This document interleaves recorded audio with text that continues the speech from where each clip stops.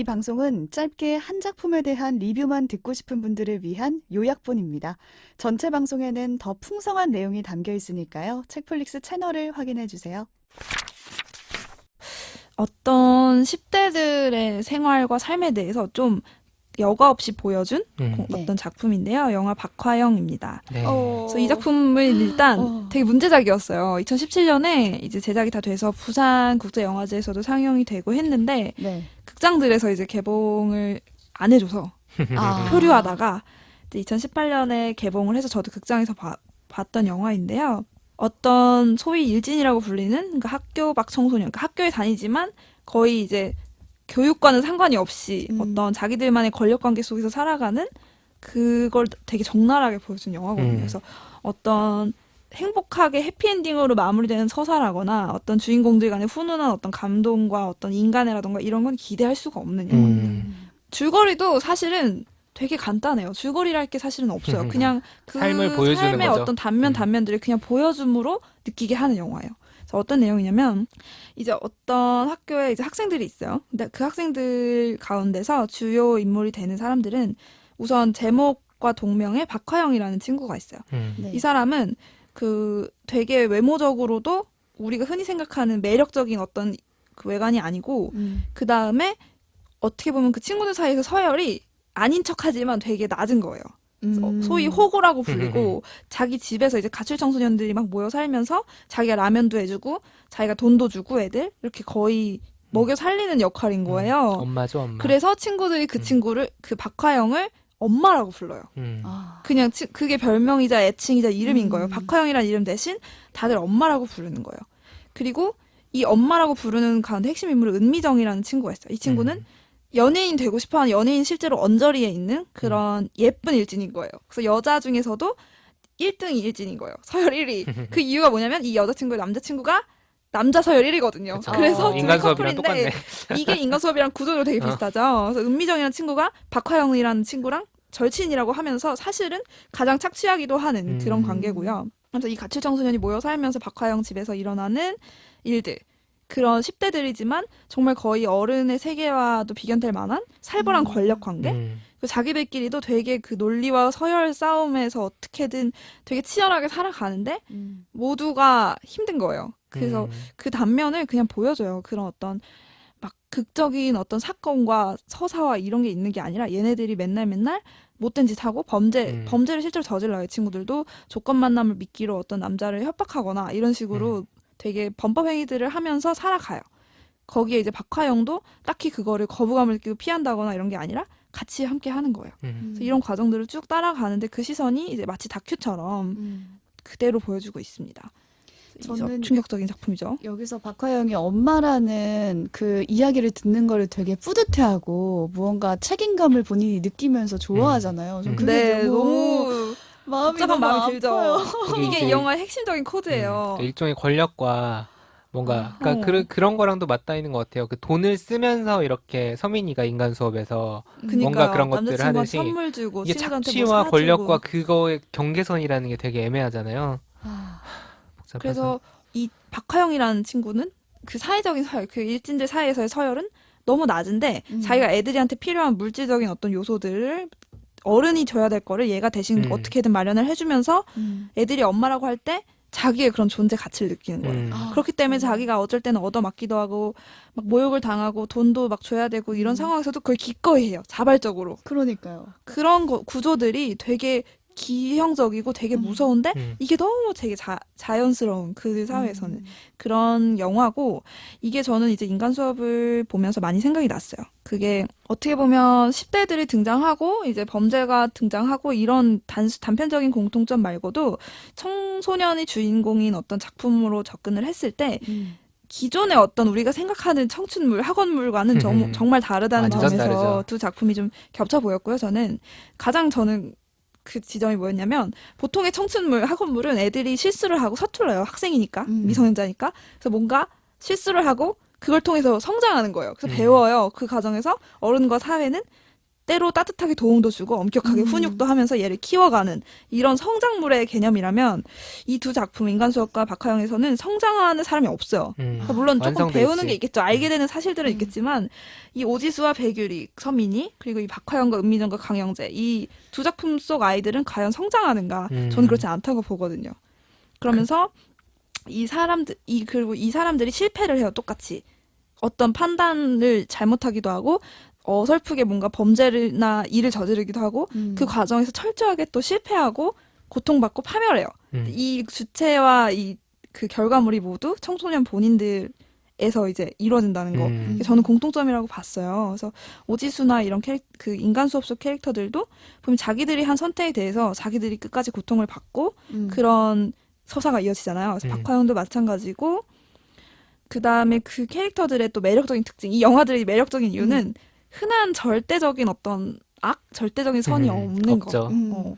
제가 박하영이라는 영화 보면서 계속 감정이입을 하고 싶은 거예요. 어딘가 이 인물에 내가 감정이입하고 싶은데 할 인물이 없는 거예요. 착한 사람 한 명 찾아야 되는데. 그래도 너는 이런 나쁘고 거친 애지만 가정이 어렵고 이런 이유가 있어서 그랬구나. 결국 너 마음속에 어떤 동심이 있고 착하구나. 이러면서 편을 들어주고 싶은 인물이 하나도 없어요. 그런 낭만이 없지. 그런 게 없는 게 가장 큰 매력이고 인간 수업도 저는 어떤 서사적인 좀 유치함이나 어떤 판타지적인 요소가 분명히 있지만 그 인물들을 봤을 때는 절대 선악이 없다라는 점도 없죠. 좀 입체적으로 그냥 생각을 하게 만드는 그게 가장 잘 드러났던 부분은 이거라고 생각해요. 오지수가 전형적인 착한 애로 그려지잖아요. 되게 조용하고 얻어맞고 곽기태는 되게 그냥 절대 악으로 남아야 될 것 같고 근데 현실은 오지수가 사회적으로 가장 악한 행동이라고 여겨지는 포즈 일을 하잖아요. 그래서 어떤 겉으로 봤을 때 우리가 흔히 생각하는 선악 구분법을 어쨌든 엎어준다는 거 그게 중요한 부분이라 보고요. 되게 박하영도 범죄를 저지르기도 하고 폭력도 너무 심하고 되게 적나라하죠. 좀 다큐에 가까운 그런 일이고 그래서 배우들이 그런 질문 되게 많이 받아요. 연기하고 나서 상처받지 않았냐고 심리적으로. 막 내가 폭력적인 그 역할에 몰입을 하다 보면 심리적으로 힘들지 않을까 이런 생각이 들 만큼 적나라합니다. 배우 박하영은 거의 그 역할 때문에 20kg을 찌웠다고 찌워서. 하더라고요. 그러니까 그 살을 엄청 찌우고 다시 또 다 뺐다고 하더라고요. 진짜 아이고. 배우 정말 대단해요. 15kg를 찌우고 크리스찬 20kg를 베일 뺐대요. 같은 사람이구나. 크리스찬 베일 같은 김가희 배우입니다. 이 두 작품 다 10대들의 삶을 되게 하이퍼 리얼리즘으로 그렸다라고 하는데 제가 봤을 때 인간 수업은 하이퍼 리얼리즘까지는 저는 아닌 것 같아요. 조금 더 극화된 부분이 많다고 보고 박하영은 감히 하이퍼 리얼리즘이라고 저는 감히 얘기하고 싶습니다. 제가 이때 고등학교를 얘네들이랑 같이 안 다녀서 막 다행이라고 생각될 정도로 그런 대사 우리가 상식적으로 이해가 안 되는 권력의 어떤 흐름? 힘의 논리가 그쵸. 그들 사이에는 있거든요. 그러니까 그거를 이게 보여준다는 성인들이 거. 생각할 때는 어떤 애들 사이에 이유가 무슨 있잖아요. 그런 게 있어라고 있어도 생각하지만 우리가 생각하는 이유가 되게 단순한 거예요. 그러니까, 어떤 얘는 그렇지 싸움을 않지. 잘하니까, 얘는 돈을 많으니까, 뭐 선생님이 예뻐하니까 이런 단편적인 이유가 아니더라고요. 되게 웃겨요. 친구 사이에도 막 어떤 것들이 정당화되고 어떤 것들이 오히려 용인되지 않고 이 기준이 어른들이랑은 완전히 아예 다른. 다르다. 맞아. 그런 걸 좀 잘 보여준 작품이고 이게 10대들한테 되게 일상적이고 흔한 풍경인가라는 의문은 들더라고요. 그런 거라면 너무 두렵더라고요. 그렇다면 근데 뭐 어떻게 돼야 되는가. 이게 가출팸이라고 하는 그것들이 극화되기 좋은 소재긴 하죠. 그쵸. 그러니까 이게 보면 사실 좀 독특한 사례들을 맘대로 가지고 작품들이 살고. 나오기 때문에 그렇긴 하지만 있다 분명히 그러니까 사회 문제가 될 적도 있다는 있어요. 거예요. 네. 이게 인간 수업도 많은 요소들이 다 판타지처럼 됐긴 했지만 있다는 거지 그런. 있다는 거죠. 음. 그 성판매자 청소년 있고 음. 그 알선에 어느 단계든 개입하는 청소년이 있을 거고 참 그런 생각이 들었습니다. 전 아직까지 기억에 남는 게 그 언어거든요. 거기서 그쵸. 나오는 지상파나 이런 일반 에, 방송도 우리도 볼 삐처리해야 수도 된다. 없는 아 그래 우리 해야 돼? 어. 아니 저는 그 인간 수업도 그렇고 박하영도 그렇고 가장 많이 들었던 단어가 존나라는 말이거든요. 그러니까 제가 이 박하영이라는 영화를 찜질방에서 보고 있었는데 찜질방에서 봤어. 이것도 집에서 보셔야 되는 작품입니다. 존나라는 말이 많이 나와. 와, 진짜 엄청 많이 나와서 생각해보니까 우리 학생 때는 욕이라는 아, 거를. 달고 살았지. 그러니까 그걸 어. 안 하면은 밋밋하다고 생각했을 오히려 정도로. 대중교통에서도 막 하고 네, 그러잖아요. 그걸 창피하다고 생각을 안 하고 그냥 막 했잖아요. 근데 그거를 다시 한번 되돌아보면서 제가 존나라는 어원을 한번 찾아봤어요. 그래서 네. 예전에 막 이거에 대해서 뭐 이게 안 좋은 뜻이다라고 소문은 났었지만 정확히 뭔지 알아보니까 어원도 찾아봤어. 남성의 성기에서 성기가 나온 거잖아요. 몸에서 떨어져 나갈 정도의 충격을 아, 그거 의미한대요. 몰랐네. 그래서 이거를 좀 알면은 잘 쓸 재밌죠. 때 좀 머뭇거려지지 않을까. 저도 그걸 안 순간부터 안 썼어요. 네. 나한테는 그런 없으니까. 충격. 막 욕이 그러니까 되게 그런 게 많죠. 그 느낌을 모를 수밖에 없으니까 제가 적절하지 그 정도 않은 충격을 모르니까. 부사라고 생각해서 아, 쓰지 그러네. 않았습니다. 네. 아, 저는 박하영. 이제 지금 가출팸에 대한 네. 얘기잖아요, 사실상. 네네, 가출한 청소년들, 네. 그쵸? 근데 저는 이 가출팸 관련해서 좋은 영화 하나가 꿈의 제인이라는 영화가 있어요. 그러니까 박화영은 네. 약간 하이퍼 리얼리즘이라고 해서 다큐처럼 연출을 했다고 치면은 이건 굉장히 몽환적이에요. 뭐 간단하게 설명을 드리면 이 소연이라는 청소년이에요. 이 친구가 두 개의 이야기를 겪습니다. 하나는 이제 방금 박화영의 배경처럼 가출팸. 그래서 가출한 청소년들이 모여서 사는데 알바를 하거나 성매매를 하면서 생활비를 벌죠. 여기서 벌어지는 이야기가 한 축이 있고 여기 되게 비극적이고 폭력적인 장면들이 많이 나와요. 권력 관계. 약간 박화영을 엄마라고 부르듯이 가출팸마다 아빠라고 불리는 남성 되게 뭐라고 해야 되죠? 가장 같은 존재가 있는 거예요. 얘가 이제 소위 뭐 주거를 예를 들어서 제공을 한다거나 이런 식의 그걸 하면서도 뭐 성매매를 내몬다, 성매매로 강요한다거나 뭐 규율을 잡는다는 식으로 폭력을 행사한다거나 이런 역할을 하는 이제 그 상황에서 아빠. 가출팸 멤버들이 벌이는 일들이 하나 있고 한 이야기가 있고 다른 이야기는 이제 꿈의 제인이잖아요. 제인이라는 트랜스젠더가 있습니다. 구교환 배우가 연기를 했는데 이 트랜스젠더가 이 가출 청소년들과 지내는 이야기예요. 그래서 이 앞에서 가출팸들이만 나오는 제인 없이 진행된 이야기는 굉장히 비극적이고 폭력적이고 되게 힘든 이야기인데 후자는 그러니까 제인이 나오는 이야기는 따뜻해요, 되게. 그러니까 거기에도 가족처럼 그렇죠. 약간. 이 가출팸 앞에 나온 이야기에 등장했던 다른 청소년들도 같이 나오기도 하고 이래요. 근데 삶의 양상이 다른 거죠. 똑같이 가출한 청소년들이지만 하나는 굉장히 서로 뭐 권력과 폭력과 비극이 난무한다면 여기는 위로와 따뜻함들이 있는 거예요. 근데 또 그렇다고 해서 그런 완전히 샤방샤방 긍정적인 그런 재밌기만 한 그런 일이냐 그런 건 아니고 이 트랜스젠더가 가지고 있는 우울이 있어요.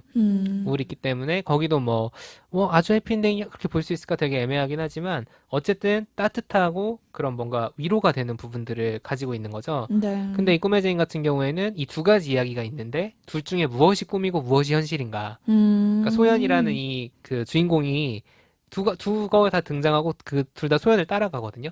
따라가는데 둘 중에 무엇이 현실이었을까? 혹은 뭐가 과거고 뭐가 미래였을까? 둘 다 현실이라면. 혹은 둘 다 혹시 꿈이었을까? 아무튼 그런 느낌이 드는 연출들이 있는 거예요. 그리고 되게 시각적으로 감각적이게 만들어서 박화영이랑은 좀 톤은 되게 달라요. 되게 다른데 이 당시에도 되게 뭔가 가출팸의 현실을 되게 적나라하게 그려냈다라는 것과 동시에 약간 그 청소년 범죄를 그려내는 방식이나 결과적으로 이 제인이라는 캐릭터와 함께 지내는 시간을 통해서 주는 메시지, 이 가출팸들이 처한 현실과 그 메시지가 버무려진 방식들을 보면은 저는 개인적으로 인간 수업보다 훨씬 좋은 작품이었다. 이런 생각이 들더라고요. 이 꿈의 제인이 지금 볼 수 있는 곳이 없습니다.